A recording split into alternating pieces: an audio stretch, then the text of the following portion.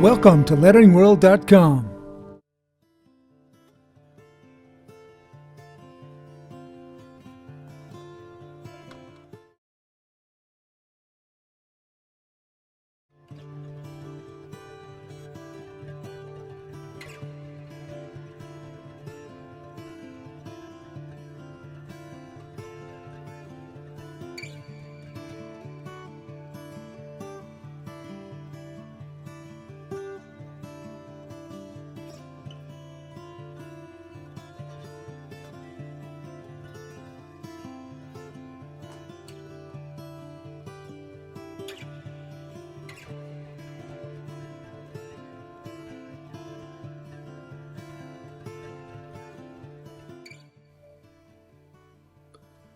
The capital letters, also called majuscules, are more complex, but they do call on the same shapes used on the lowercase letters.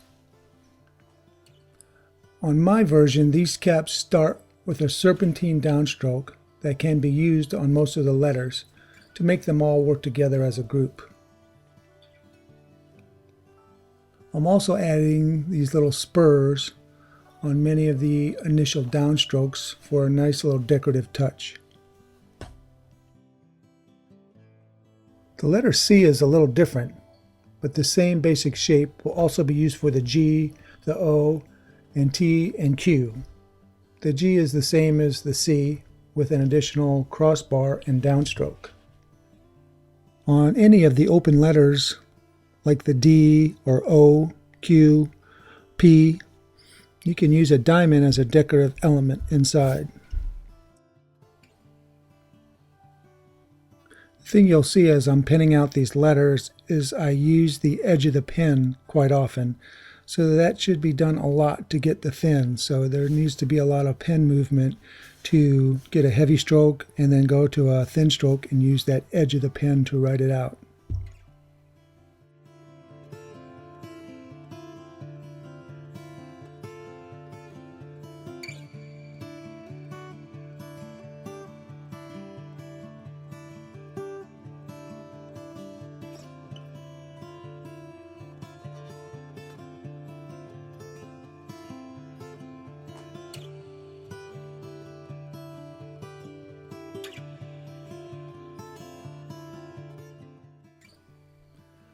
The letter H has to have a shorter shoulder to allow space for the ascender and help with legibility. And the same would be true for the K as well. So the H and K will take more practice to figure out the right size so it works well with the rest of the letters.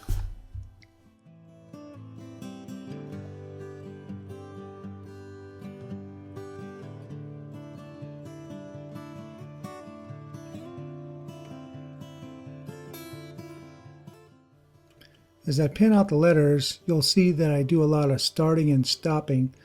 Like on the J stroke, I don't do one complete stroke. I'll do the downstroke and stop, and then come back and do the left side. That is a secret to all calligraphy. It's not one long stroke. There's a lot of stopping and starting and meeting of points to get things to work perfectly.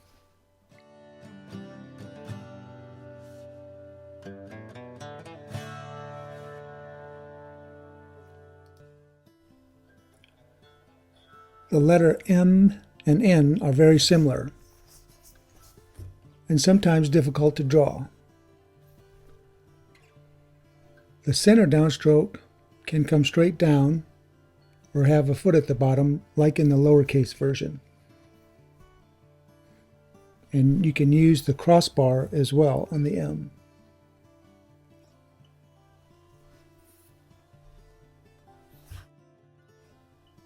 You'll have to practice writing the M quite a bit to figure out the exact width it needs to be to match the other characters.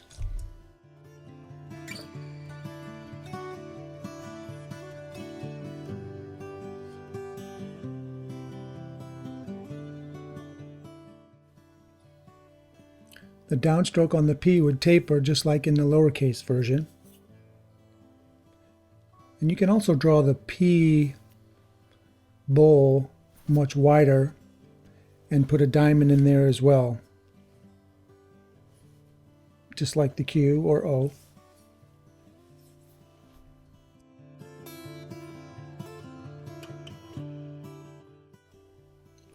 You can see that the R is very similar to the K, and if drawn incorrectly can cause legibility issues. So it's good to practice those letters.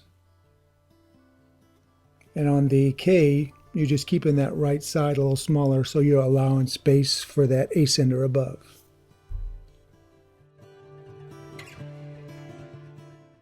The T can be drawn like the F or like the C here. You'll recognize this letter form from newspapers. The first downstroke on the U can be straight down or curved down to the left as shown. On the W, X, Z, and M, the crossbar on the center stroke can help with legibility, especially when letters are next to many other letters like I, N's, and V's. So sometimes these letters run together, and the crossbar helps define these letters.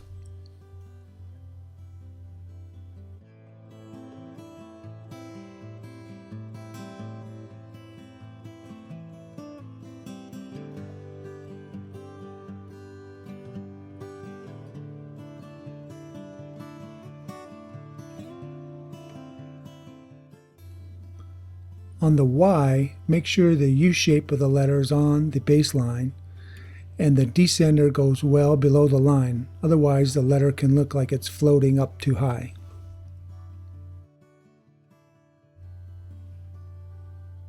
The crossbar on the Z helps define the letter, but it also helps balance out the weight since there are just two heavy strokes on the top and bottom and a thin coming down. It helps balance out the weight of the letter.